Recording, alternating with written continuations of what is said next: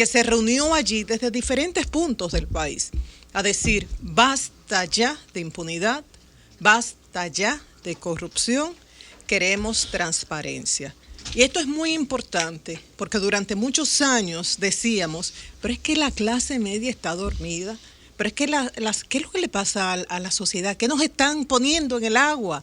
Que no estamos viendo lo que pasa, no reaccionamos. De eso nos hemos quejado durante muchos años. Incluso el presidente de la República, el 27 de febrero lo dijo, yo me identifico con ese clamor y prefiero una sociedad proactiva que me recuerda la lucha estudiantil a una sociedad inerte.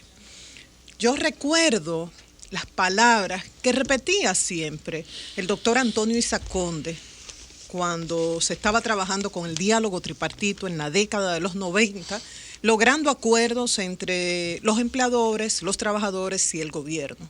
Y él decía, enfoquémonos, que no es una frase de él, pero la recordaba, enfoquémonos en las coincidencias y dejemos para más adelante las diferencias. O sea, vamos a comenzar con los puntos en los que estamos de acuerdo y más adelante con los que no estamos de acuerdo. No se puede hacer eso ahora. Si uno le pregunta a cada ciudadano, gobernado y gobernante, ¿estás de acuerdo con que se detenga la corrupción? Bueno, los que se benefician de la corrupción no van a estar de acuerdo, pero la mayoría dirá que sí. Entonces, vamos a hacer esto.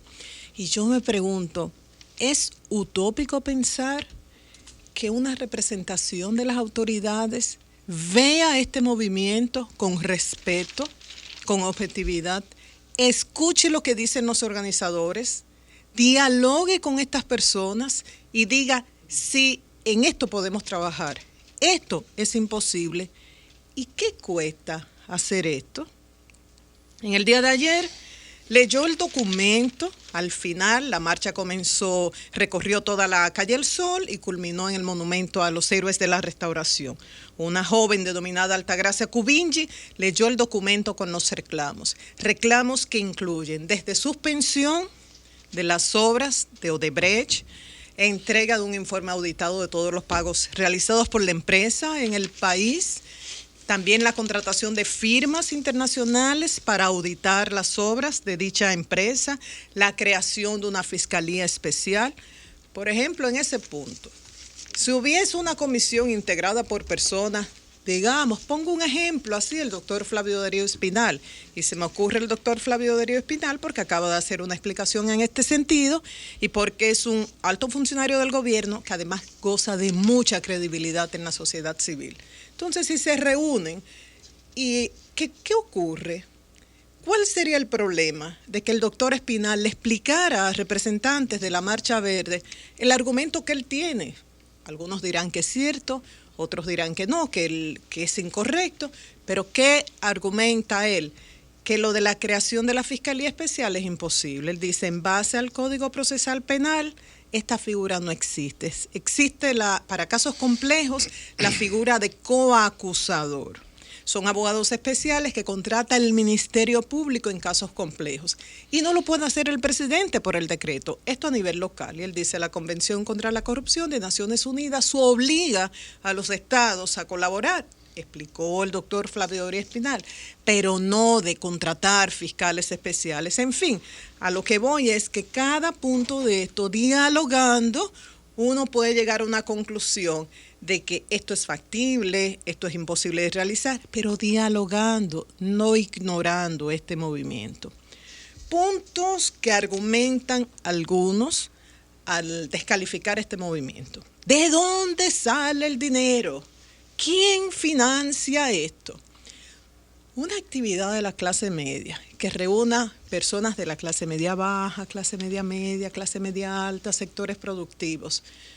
Oigan, imagínense que usted que va a participar y le dicen, mira, hay que dar tanto para lograr que personas del campo tal se movilicen.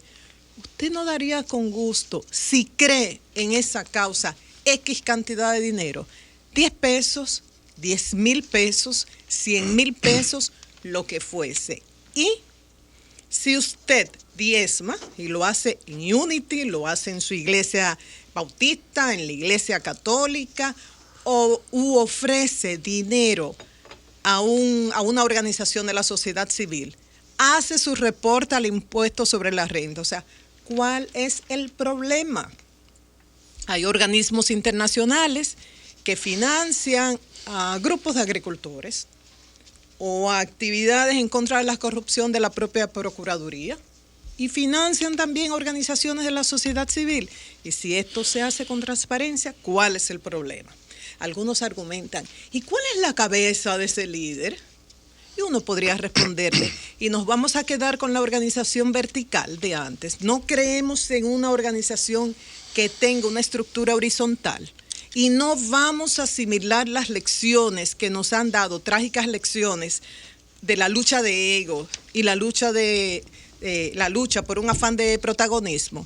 ¿Qué ha ocurrido en elecciones anteriores? Que la oposición llega a un acuerdo, varios partidos de la oposición llegan a un acuerdo a nivel programático. ¿Dónde se para el juego? ¿Dónde se tranca el juego? Cuando hay que decidir quién va a ser el candidato a la presidencia, porque todos quieren ser el líder. Entonces, ¿cuál es el problema de que no se vea un líder aparente, pero haya un liderazgo tal a nivel horizontal que permita mantener la lucha durante mucho tiempo? Otro argumento es contra el gobierno. Contra el gobierno podría revertirse este movimiento si se ignora. Yo creo que aquella lucha que no fue verde sino amarilla de las sombrillas era originalmente para lograr el cumplimiento de la ley, 4% a la educación, de la cual hoy este gobierno se siente muy orgulloso. Pero ¿qué pasó? El presidente de entonces, el gobierno de entonces, presidido por el doctor Leonel Fernández, lo ignoró.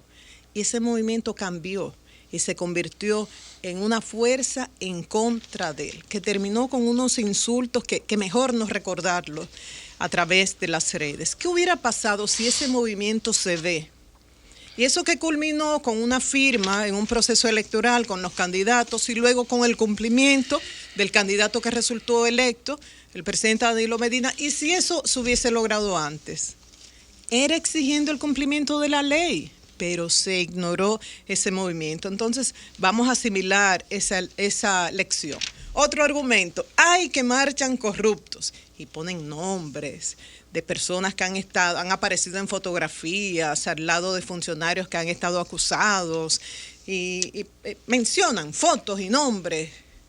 Y entonces, porque haya periodistas corruptos, todos los periodistas son corruptos, porque hayan políticos, médicos, abogados, o sea, no se puede generalizar. ¿Y qué van a hacer los organizadores de la marcha? Decir, Juan, Pedro, María, Verónica, ustedes no pueden marchar acá, por poner nombres de ejemplos, ¿no?